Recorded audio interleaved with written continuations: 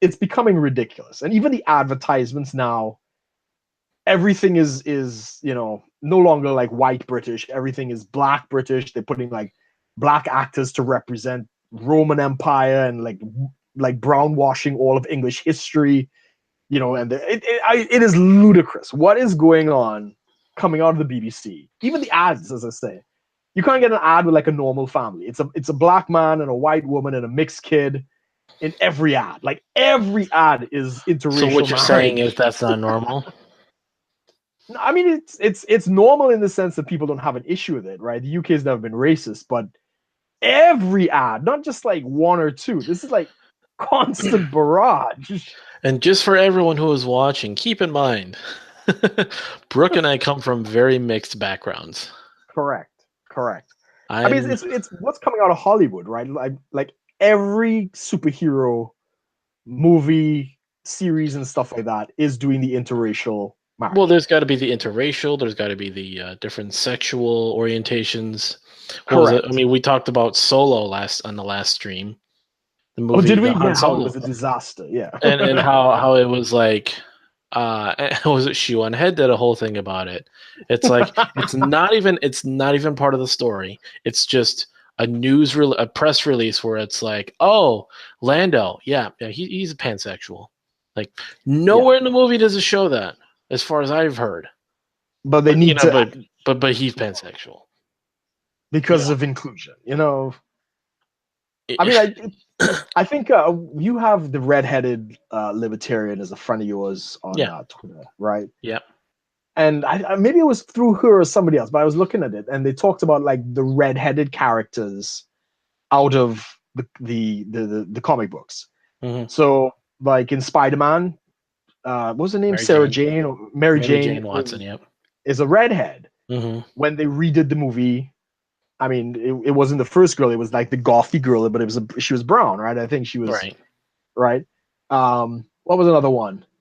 There's Firestar in the DC universe. No. She's with the Titans character. Crap, what's her name? Yeah, it's something I can't remember. Star something or whatever. She's in the Teen Titans, so she's kind of an alien and she's got red hair. And they made her black. That's right. Starfire. Yep. Starfire. That's it. And yeah, so when they did the TV rendition, she's black, right? Now, again, I have no problem with diversity, right? But if I was a redhead, I would be pretty offended because they're literally wiping them out of every kind of movie role, television role, all of these different kinds of things. I mean, isn't there something about how they're kind of a minority unto themselves? Yeah, I mean, that's the running joke, right? I mean, my girlfriend is a redhead. She got a blood transfusion when she was very young, but her hair turned brown, right? But she has parts of her body where you can still see the red hair, but that's redhead story, right? It was tough, but yeah, she, that is the thing, that they're quite possibly some of the rarest people on earth, and instead of celebrating that and that diversity, because you don't see redheads very often on television, totally wiped out. It's pretty wild, man.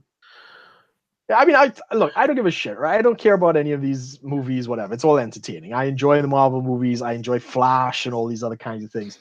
But I'm sick and tired of seeing this continuous trend of political inclusion and, trying for the sake of diversity. I'm getting tired of it because it's becoming so obvious. If you have a story that is great, that has a diverse cast, then do it. Yeah.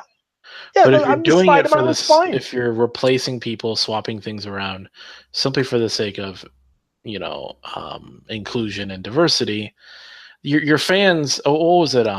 Remember? You remember, Stargate SG-1. So episode. Yeah. Well, they called it. The episode was called 200. It was the 200th episode. Yeah, I know the one you mean. The one where they did like all the parodies. Yeah.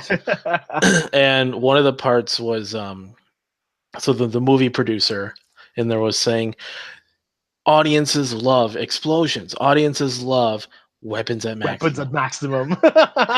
And oh, what's his name? The main colonel guy, the Jack O'Neill replacement guy. Oh, what was his He's name? uh, Power. anyways, Yeah, I know who so you mean. Okay. so kind of one of the main protagonists is basically he's looking at the script and he goes, you need to respect that your audience is intelligible and wants to have good entertaining content and they understand what you're trying to do. Yeah. Basically he's basically saying is your audience is smart, Yeah. intelligent, and they will appreciate that you respect that in your craft. Correct. So in the same way with a lot of these comic book movies, superhero things, your audience is going to react very poorly because you're essentially you're assuming they're stupid, you're assuming they're racist, you're assuming all these things about them. You want to introduce, like, they will appreciate whatever you can bring out that is entertaining and good. They will not Correct. appreciate you trying to circumvent what they see as important, what they see as authentic, to Correct. suit your agendas and so on.